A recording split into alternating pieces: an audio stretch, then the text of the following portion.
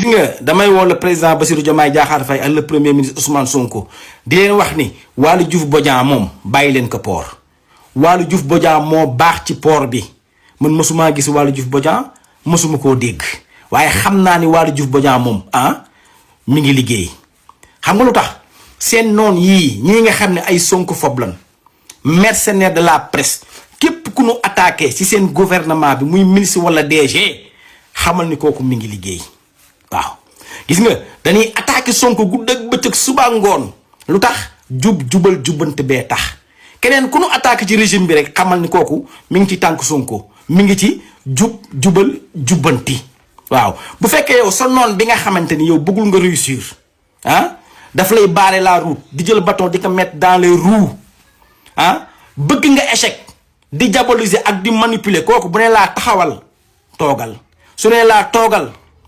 tëddal. waaw nii lañ doon def ci Jean Michel ci affaire Azer bi mais tey kenn déggatu leen fan ngeen mujjee vérité bi fan la éclaté la moo tax ñëwaatu leen waxaatu leen ci teg ngeen ko ci suuf xale bu ndaw Jean Michel di taal àll bi ngeen jug di ko diaboliser ñu dem justice jox ko dëgg ngeen lem seen geen ba mu ron ngeen toog ci tey nag ngeen jël Waly Diouf Bodiang di ko attaqué gis naa postom bi li mu wax nee na port baa ngi dox te moom laa gëm waxu leen dëgg. Waly Diouf Bodiang dama ni koo fa fekk mu am contrat fictif wala lu mu manti doon injectel mu jóge ca àll ba su fekkee port attanul salaire yi wala employé fa ne ku fa am contrat boo xamante ni contrat déterminé la bu la neexee bul renouveler loolu sa direction yépp la aéroport ak fu mu manti doon parce que yéen xam ngeen ni ñi fi jóge régime bee passé dañ doon saboté bi ñuy dem di defar ay contrat CDI lépp ngir saboté waaye nag Waly Diouf Bodiang wax na lu leer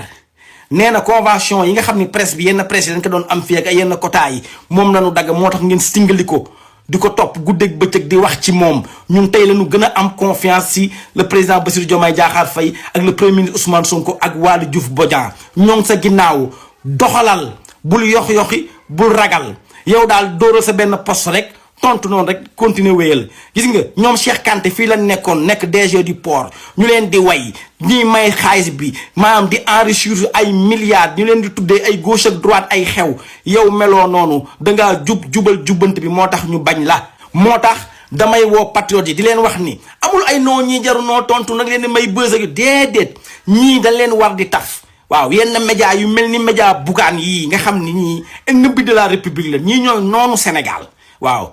ñii baaxunu dañ leen war di taf di wax ci ñoom ngir ëllëg